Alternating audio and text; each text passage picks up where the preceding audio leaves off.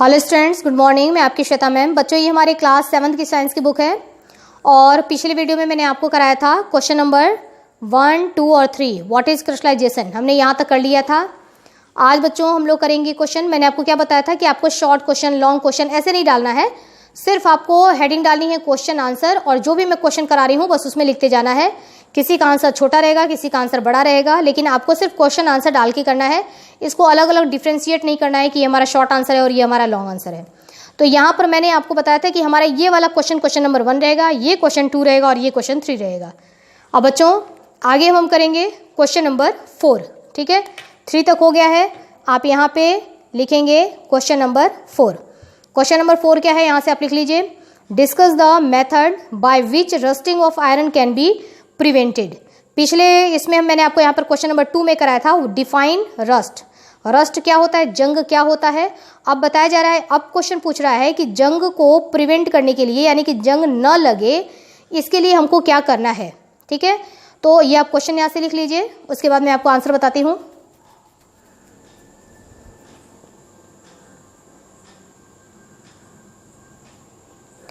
Okay बच्चों, answer के लिए चलेंगे हम पेज नंबर 74 पर। देखिए बच्चों, आंसर में सबसे पहले हम हेडिंग डालेंगे प्रिवेंटिंग ऑफ रस्टिंग। ठीक है, यानी कि जंग से बचाने के लिए। ठीक है, बचाने के कुछ मेथड यहाँ पे दिए गए हैं, तो हेडिंग डाल लीजिए आप लोग, प्रिवेंटिंग ऑफ रस्टिंग। ओके, अब इसमें बच्चों आप केवल यहाँ पे ये पॉइंट लिखिए। Number 1, coating with oils and grease. मतलब यदि कोई भी लोहे की चीज़ है ना, जैसे आपने मान लो कि खिड़की बनवाया आपने, विंडो, वो आयरन का बना हुआ है, लोहे का बना हुआ है, तो उसमें जंग लग सकता है। तो हमको क्या करना है, उसको प्रिवेंट करने के लिए, जंग न लगे बचाने के लिए हम उसके ऊपर क्या करते हैं, ऑयल लगा देते हैं या फिर ग्रीस लगा देते हैं। ठीक है, तो ऑयल या ग्रीस जो होता है वो उस आयरन का, उस लोहे का एयर और वाटर से कनेक्शन खत्म कर देता है, तो जंग नहीं लगता। तो हमारा नंबर 1 केवल आप पॉइंट लिख लीजिए, coating with oils and grease. ठीक है, ऑयल और ग्रीस से कोटिंग करके हम उसको बचा सकते हैं। नंबर 2 हम लिखेंगे कोटिंग विद पेंट्स, या फिर अब देखते हैं कि लोहे की कोई भी चीज़ हम अगर अपने घर में यूज़ कर रहे हैं तो उस पर पेंट करवा देते हैं। पेंट भी क्या करता है, पेंट का भी काम यही होता है कि ये एयर और वाटर से लोहे का जो हमारा चीज़ है, जो बना हुआ है, उसका कनेक्शन ख़त्म कर देता है। ठीक है, आपका विंडो है या डोर है लोहे का बना हुआ, तो उस डोर का एयर और वाटर से कनेक्शन के बीच में ये एक खड़ा हो जाता है दीवार बन करके पेंट, तो ये इनको कनेक्ट नहीं करता। इस वजह से वो हमारे जो दीवार, जो हमारा गेट है, ठीक है, जो आयरन से बना हुआ है, उस पर जंग नहीं लगेगा। तो सेकेंड पॉइंट हमको केवल ये हेडिंग लिखना है, इसके अंतर्गत जो चीज़ें आ रही हैं ये नहीं लिखना है बच्चों, केवल हम हेडिंग डालेंगे कोटिंग विद पेंट्स। नंबर 3 हो जाएगा बच्चों बाय गैल्वेनाइजेशन। ठीक है, अब यहाँ पर बाय गैल्वेनाइजेशन, अब यहाँ चूंकि एक मेथड दिया हुआ है कि गैल्वेनाइजेशन क्या होता है, इस वजह से यहाँ आपको ये पूरा पॉइंट लिखना पड़ेगा। ठीक है, तो अब थर्ड वाला, आप फर्स्ट वाले को केवल पॉइंट लिखना है ये वाला रेड वाला, सेकंड वाले में केवल पॉइंट लिखना है ये रेड वाला, और थर्ड में हम हेडिंग डालेंगे बाय गैल्वेनाइजेशन। अब यहाँ से लिखेंगे coating of an iron object with a thin layer of zinc is called galvanisation. मतलब इलेक्ट्रिक मेथड के द्वारा, मेथड होता है इलेक्ट्रिक मेथड के द्वारा आयरन के ऊपर, जो हमारा लोहा है जिस पर जंग लग जाएगा, उसके ऊपर जिंक की एक कोटिंग कर देना है ना, कि उसके ऊपर एक पतली सी लेयर जिंक की चढ़ा देते हैं हम इलेक्ट्रिकल मेथड के द्वारा। इसी प्रोसेस को हम बोलते हैं galvanisation. Galvanisation of iron prevents it's rusting. उसको गैल्वेनाइजेशन मेथड के द्वारा लोहे से को जंग लगने से बचाया जा सकता है। Galvanized iron sheet are used for roofing and for making bucket drums। ये चीज़ें जो बनाई जाती हैं, वहाँ पर जो हम लोहा इस्तेमाल करते हैं वो गैल्वेनाइज्ड लोहा इस्तेमाल करते हैं, यानी कि ऐसा आयरन हम इस्तेमाल करते हैं जिस आयरन के ऊपर ऑलरेडी पहले से ही ये लेयर कोटिंग लगी हुई हो। किसकी कोटिंग लगी हुई हो, जिंक की। ठीक है, जिंक का कोटिंग लगा करके ही उसके बाद उस चीज़ को बनाया जाता है। ठीक है ना, तो बकेट वगैरह जो बनते हैं तो वो उस सब चीज़ों को हम गैल्वेनाइज्ड आयरन के द्वारा बनाते हैं। और गैल्वेनाइज्ड आयरन कैसे बनाया जाएगा, वो प्रोसेस जो होगा उसको बोलेंगे गैल्वेनाइजेशन। और कोई पूछेगा आपसे गैल्वेनाइजेशन क्या होता है, तो सिर्फ यहाँ तक है ना। Coating of an iron object with a thin layer of zinc is called galvanisation. तो इसको आप लिख लीजिए बच्चों।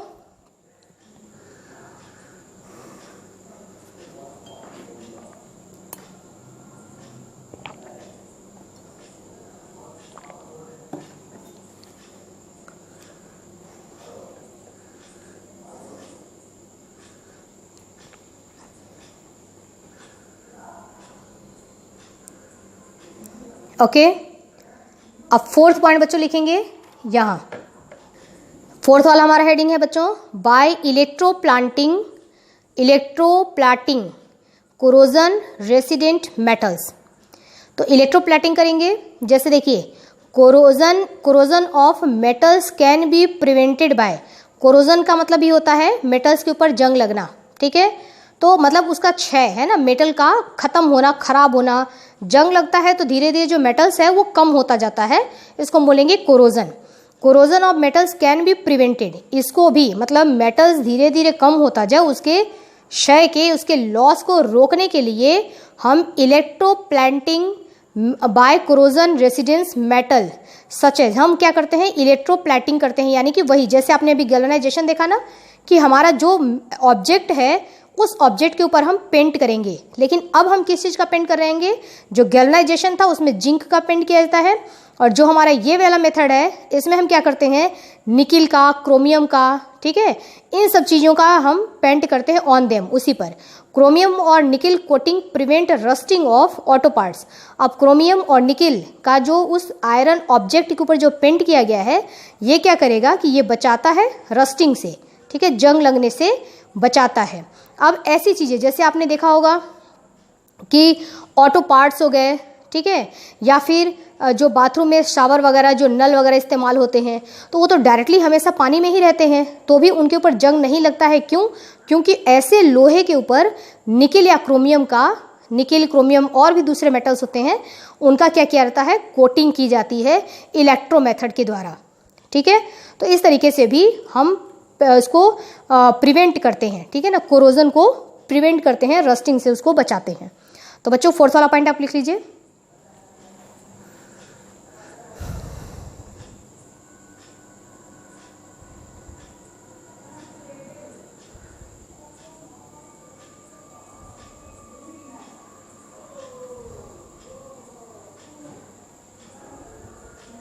ओके, नेक्स्ट पॉइंट है बच्चों हमारा पॉइंट 5, बाई अलॉइंग। अलॉइंग का मतलब होता है बच्चों कि एक ही हमारा मेटल नहीं है, ठीक है ना, जैसे हमारा केवल आयरन ही नहीं है, उसमें हमने एक या एक से अधिक चीज़ों को मिक्सअप कर दिया, तो जो मिक्सअप होकर के जो तैयार हुआ है मटेरियल, उस मटेरियल से अगर हम कोई चीज़ बनाते हैं तो उस पर जंग नहीं लगेगा। Certain metals can be made corrosion resident when alloyed with other metals. देखिए बहुत सारे ऐसे मेटल होते हैं जो कि बनाए जाते हैं दो या दो से अधिक मेटल को मिक्सअप करके, ठीक है। जब दो या दो से अधिक मेटल आपस में मिक्सअप होते हैं तो उसको बोला जाता है अलॉय। अलॉय को हिंदी में बोला जाता है मिश्र धातु, यानी कि दो या दो से अधिक मेटल को मिक्स कर दिया गया है।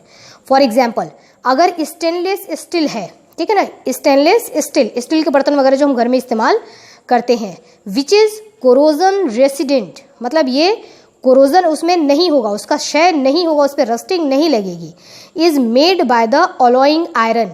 अब ये बना होता है किससे, made by the alloying iron with nickel and chromium, मतलब आयरन के साथ निकिल और क्रोमियम को मिक्स करके, और जो चीज़ें, जो मटेरियल तैयार हुआ उस मटेरियल से हम बनाएंगे स्टेनलेस स्टील, ठीक है। तो ये जो स्टील होगा इस पर जंग नहीं लगेगा। तो अलॉय बना करके, यानी कि एक ही धातु न लेकर के, एक ही मेटल न लेकर के एक से अधिक मेटल को आपस में मिक्सअप करके जब हम बनाते हैं तो उसको कहेंगे कि ये अलॉइंग मेथड है, बाय अलॉइंग मेथड। तो बच्चों फोर्थ वाला पॉइंट और 5 वाला पॉइंट ये आप इसको राइट डाउन कर लीजिए।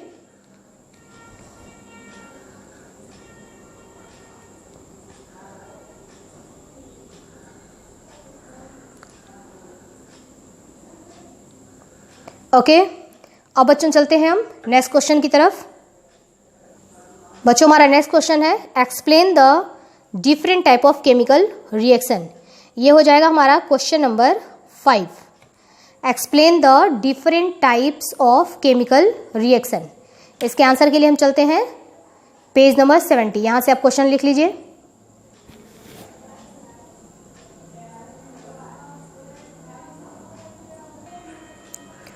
Types of chemical reaction. देखिए आंसर हम लिखेंगे, आंसर में पहले हेडिंग डालेंगे टाइप्स ऑफ केमिकल रिएक्शन, यानी कि केमिकल रिएक्शन के प्रकार। ठीक है, ये काफ़ी बड़ा है तो मैं इसमें पूरा नहीं कराऊंगी, आधा ही कराऊंगी अभी आपको। यहाँ से लिखना शुरू करेंगे बच्चों। There are 4 basic type of chemical reaction. Generally जो है 4 प्रकार के केमिकल रिएक्शन होते हैं। नंबर 1 हमारा है, हेडिंग डालेंगे कॉम्बिनेशन या सिंथेसिस रिएक्शन। ठीक है, यह हम हेडिंग डालेंगे कॉम्बिनेशन रिएक्शन, या इसी को सिंथेसिस रिएक्शन भी कहा जाता है। ओके, ये हेडिंग डालेंगे। अब हम इसमें राइट डाउन करेंगे, in a synthesis reaction 2 or more simple substances combine to form a more complex substances. These reaction are in the general form. अब देखिए ये कह रहा है कि ऐसा रिएक्शन जिसमें 2 रिएक्टेंट क्या होता है। अब देखिए आप, ये रिएक्शन बच्चों लिखने का तरीका हमारा ये होता है, जैसे ये लिखा हुआ है, ये बीच में एरो होता है, एरो के इधर जो चीज़ें होती हैं इनको हम बोलते हैं रिएक्टेंट, एरो के इधर जो चीज़ें होती हैं उनको हम बोलते हैं प्रोडक्ट। कहने का मतलब ये हुआ कि रिएक्टेंट जब आपस में रिएक्शन करते हैं, ये दोनों के बीच में जब केमिकल रिएक्शन होगा तो ये जो बनेगा वो होगा प्रोडक्ट। ठीक है ना, प्रोडक्ट का फॉर्मेशन होता है। चूंकि यहाँ पर दिया है कॉम्बिनेशन, कॉम्बिनेशन का मतलब होता है जुड़ना, तो यहाँ इसके इधर आपको रिएक्टेंट एरो के इधर आपको दिखेगा कि ए और बी अलग अलग है। क्यों अलग है? क्योंकि बीच में प्लस का साइन लगा हुआ है, यानी कि ए अलग है और बी अलग है। जुड़ने जा रहे हैं इसलिए यहाँ पर प्लस लगा हुआ है, तो जुड़ने जा रहे हैं तो कंबाइन होने जा रहे हैं, इस वजह से नाम होगा कॉम्बिनेशन रिएक्शन। अब ये दोनों जुड़ेंगे तो क्या बनेगा? प्रोडक्ट बनेगा। अब इन दोनों के बीच में यहाँ पे प्लस नहीं है, इसका मतलब कि ये दोनों आपस में जुड़ चुके हैं। ठीक है बच्चों, तो इस तरीके का रिएक्शन जो होता है वो कॉम्बिनेशन रिएक्शन या सिंथेसिस। सिंथेसिस का मतलब होता है कि कुछ बना, ठीक है ना, प्रोडक्ट बना, तो इसको हम सिंथेसिस रिएक्शन भी कहते हैं। लेकिन ये जो है हमारा, ये एक केवल फॉर्मूला है, A + B और गिव राइज टू AB। ये हमको केवल एक फॉर्मूला दिया गया है, ऐसा नहीं है कि ये कोई यहाँ पर एग्जाम्पल अब हम रखेंगे, A की जगह पे कुछ रखेंगे, कुछ B की जगह पे रखेंगे और प्रोडक्ट देखेंगे क्या बनता है। एक बात और, कॉम्बिनेशन रिएक्शन में ये जरूरी नहीं है कि यहाँ पर केवल A और B ही रहे, 2 यहाँ पे जुड़ रहे हैं, जुड़ने के लिए कम से कम 2 चाहिए, ज़्यादा से ज़्यादा कितने भी जुड़ सकते हैं, A + B + C, ये भी हो सकता है यहाँ पर ABC बन जाए, A + B + C + D हो सकता है ABCD बन जाए। ठीक है, तो हमारे को यहाँ पर रिएक्टेंट ज़्यादा भी हो सकते हैं। अब इसका एग्जाम्पल हम क्या देंगे, देखिए यहाँ हम एग्जाम्पल लिखेंगे, magnesium bonds in oxygen. Magnesium को लिखा जाता है इस तरीके से Mg। रिएक्शन में इसका हम केवल सिंबल लिखते हैं, आपको पूरा मैग्नीशियम लिखने की जरूरत नहीं है। मैग्नीशियम का जो सिंबल होता है वो होता है Mg। सिंबल का मतलब कि इसको इस तरीके से रिप्रेजेंट किया जाएगा, कैपिटल M स्मॉल g। तो मैग्नीशियम यानी कि Mg हो गया। Mg को हमने कहाँ फिट किया है? A की जगह, और बीच में हमने लगाया प्लस, B की जगह पे हमने क्या ले लिया? O2। O2 का मतलब क्या होता है बच्चों? ऑक्सीजन। अब गिव राइज टू यानी कि अब प्रोडक्ट बनेगा, प्रोडक्ट के जगह पे AB की जगह पे क्या बना? 2MgO। ठीक है, इसका नाम क्या होगा? Magnesium oxide. अब यहाँ पर ये एक ही है, यहाँ ये 2 थे, यहाँ पर ये एक ही है। ठीक है, अब आप देखेंगे कि यहाँ पे 2 क्यों लिखा हुआ है, यहाँ पर 2 क्यों लिखा हुआ है? ये बच्चों रिएक्शन बैलेंस किया जाता है कि आपके इस एरो के इधर, मतलब तराजू के इधर वाला जितना मटेरियल है, जितनी चीज़ें हैं, उतना ही इधर भी होना चाहिए। बैलेंस करने के लिए हम इसको इस तरीके से करते हैं। अब यहाँ पे देखिए Mg के आगे 2 लिखा है, मतलब 2 Mg है। यहाँ पर भी Mg के आगे 2 लिखा है, मतलब 2 Mg है, दोनों साइड में बराबर। यहाँ O के नीचे यहाँ पे 2 दिया गया है, O2। ठीक है, तो यानी कि ऑक्सीजन भी यहाँ पे 2 है, और यहाँ इस ऑक्सीजन के आगे यहाँ पे 2 लगा हुआ है, तो इसका इस 2 का मतलब कि मल्टीप्लाई दोनों में होगा। तो आगे 2 लगने का मतलब कि 2 Mg के लिए भी है और 2 ऑक्सीजन के लिए भी है, तो ये क्या हो जाएगा? यहाँ पर ऑक्सीजन भी 2 हो जाएगा। तो इधर Mg2, इधर भी Mg2, इधर ऑक्सीजन 2, इधर भी ऑक्सीजन 2। ठीक है ना, दोनों साइड में क्या है? बैलेंस है। तो 2 यहाँ पर रिएक्टेंट जो कि अलग अलग थे, आपस में कंबाइंड होकर के और प्रोडक्ट बना रहे हैं, तो ये रिएक्शन क्या कहलाएगा? Combination reaction. और प्लस बहुत सारी इसमें ये रिएक्शन जब होता है तो एनर्जी रिलीज होती है। ओके, तो ये हमारा फर्स्ट रिएक्शन हो गया, कॉम्बिनेशन रिएक्शन। बहुत ही इंपॉर्टेंट है बच्चों, मन लगा करके समझना। फिर इसमें कुछ आएंगे, आपको ढेर सारे रिएक्शन दिया जाएगा, उसमें से आपको छांटना पड़ेगा कि कौन सा हमारा कॉम्बिनेशन रिएक्शन है। सेकंड पढ़ेंगे डिकम्पोजिशन रिएक्शन, कौन सा हमारा डिकम्पोजिशन है। फिर आएगा रिप्लेसमेंट रिएक्शन, है ना। तो इस तरीके से अलग अलग रिएक्शन सारे आते रहेंगे। तो पहला आपको अच्छी तरीके से समझना है कॉम्बिनेशन रिएक्शन, यहाँ तक आप इसको लिख लीजिए। आगे नेक्स्ट वीडियो में हम डिकम्पोजिशन रिएक्शन करेंगे कंटिन्यू, ठीक है। यहाँ तक लिख लो बच्चों।